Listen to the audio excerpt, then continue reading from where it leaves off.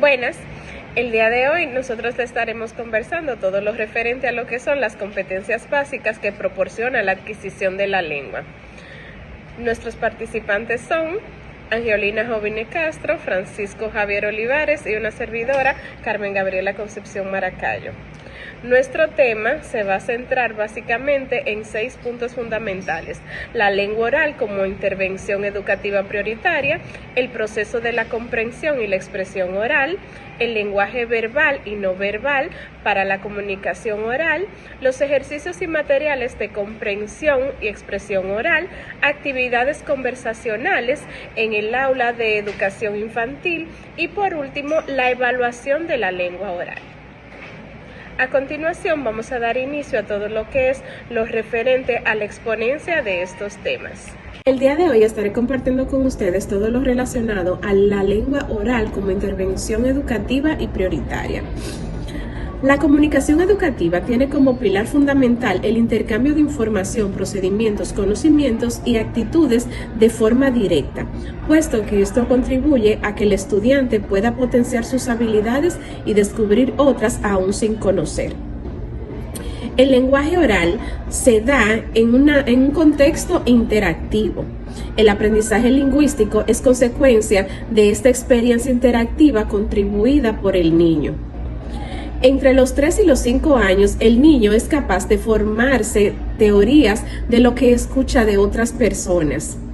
El profesorado favorece tanto el desarrollo óptimo de las habilidades lingüísticas como el desarrollo cognitivo general de la capacidad de atención de los aprendizajes. Muchas gracias, Gabriela, por tan excelente explicación. Ahora vamos a pasar a hablar sobre lo que es el proceso de la comprensión y la expresión oral. Aquí tenemos varias opiniones de diferentes autores, como son Daniel Casani, Marta Luna y Gloria Sanz, que ellos en el 1994 promovieron un plan o un proceso al cual le llamaron microhabilidades, en el cual en este plan se refiere a las etapas que una persona debe de atravesar para intentar o más bien comprender lo que es un lenguaje o un mensaje directamente hablado. Estas etapas obviamente van desde la etapa 0, que es la del inicio, hasta inferir. En la etapa 0, como toda persona, debe de aprender a hablar, a reconocer el idioma de esa lengua materna, saber lo que son los sonidos, reconocer la palabra, entonar de la manera correcta. Tiene que también tener dominio de lo que son los patrones lingüísticos en un discurso oral. En la etapa número 2 tenemos lo que es anticipar. Aquí en este proceso se debe de entender y tener una anticipación de la información auditiva que se va a recibir en ese momento. Pasamos a la etapa número 3, que es inferir, que es hacer inferencia basada en el contexto y la información disponible que se tiene en ese momento. Luego tenemos la número 4, que es retener, donde se puede inferir y recordar, pero también se puede dar el caso que se puede olvidar la información que se obtuvo en ese momento. Pasamos a la etapa número 5, que es la de interpretar. Aquí la interpretación puede incluir la capacidad de analizar y de comprender el mensaje verbal. Esta se puede subdividir en 2, que son la de comprender el contenido del discurso. En esta fase implica la extensión y el significado de la comprensión fundamental de un mensaje de tránsito, que tiene que ser obviamente hablando. Aquí también se debe de interpretar, no solo identificar las palabras que no saben el significado, sino también el significado subyacente de la misma palabra. También deben aquí de tener lo que es una idea principal y estar claros sobre lo que son las ideas principales de un discurso. Luego entonces tenemos la parte número 2, donde se subdividen esta etapa, que es comprender la forma del discurso. En esta parte, además de entender el significado, es esencial que se comprenda la estructura y la forma en la cual está elaborado el discurso. Aquí en esto implica la capacidad de organización lógica que se va a tener de este discurso, el tono que se va a utilizar para dar el discurso, o sea que debe de ser un tono moderado para que entonces se pueda dar como a entender un poco más el discurso. Ahora pasamos a la etapa número 5, que es inferir. Aquí inferir o deducir algo a partir de la evidencia de la información que se tiene hasta el momento o que se tiene disponible. Es cuando se realiza una inferencia y se llega a la conclusión lógica lógica basada en datos o en hechos existentes que pueden inferir a una forma lógica de las informaciones o el acto de razonamiento que tenemos hasta ese momento. Luego entonces pasamos a lo que es el reconocer, y ustedes se preguntarán, yo hablé de reconocer en la primera etapa. En aquella etapa la diferencia entre una y otra es que en la primera etapa, que inicia desde cero, el niño va a reconocer lo que es su lengua materna, como el sonido de las palabras dentro de su lengua materna.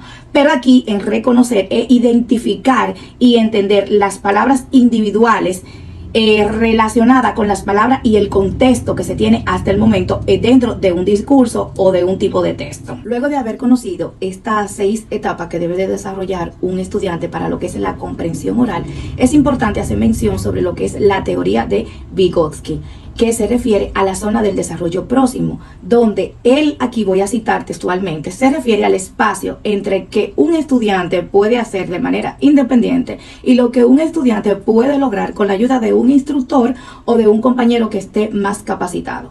Por lo que entonces nosotros los docentes siempre hemos trabajado con esta teoría, ya que en nuestras aulas de clase buscamos a un padrino o a un estudiante que viene siendo como una muleta para ese estudiante que está rezagado, pues este estudiante que está un poquito más capacitado nos ayude con ese estudiante que está rezagado. Aquí ellos se entienden porque pueden utilizar su mismo lenguaje, su misma forma, y entre ellos se pueden entender y el estudiante que está rezagado puede comprender un poco más. Luego de haber explorado sobre lo que es el proceso de la comprensión oral en estas 6 etapas que estuvimos observando, donde el estudiante, al igual que en la lectoescritura, debe de empezar desde cero, y la teoría de Vygotsky, donde nos orienta que nosotros debemos de buscar un padrino o una muleta para que ayude a los estudiantes más rezagados, vamos entonces ahora a pasar a lo que es el lenguaje verbal y no verbal para la comunicación oral. Muy bien, a continuación les estaré hablando acerca de aquellos puntos que son esenciales para la comunicación. Para que una comunicación sea efectiva es necesario que el ser humano pues utilice aquellas partes que hacen de la comunicación un medio para transmitir mensajes. Es por eso que en este momento les estaré hablando acerca del lenguaje verbal y no verbal para la comunicación oral. Ahora bien, para proceder a dar una breve definición acerca de estos términos tan interesantes, es bueno mencionar que existe una ciencia que posibilita el estudio del discurso o de los discursos comunicativos en el seno social y con múltiples lenguajes. Esta ciencia se llama la semiótica, que desde su enfoque, el proceso de la comunicación oral da pie a la interacción complementaria de los signos verbales y no verbales.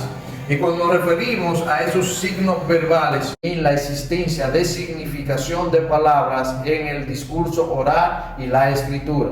Según la sistematización de la triple estructura básica de comunicación explicada por el escritor Poyatos en el año 1994, explica que existe una triple faceta interactiva de los procesos de comunicación.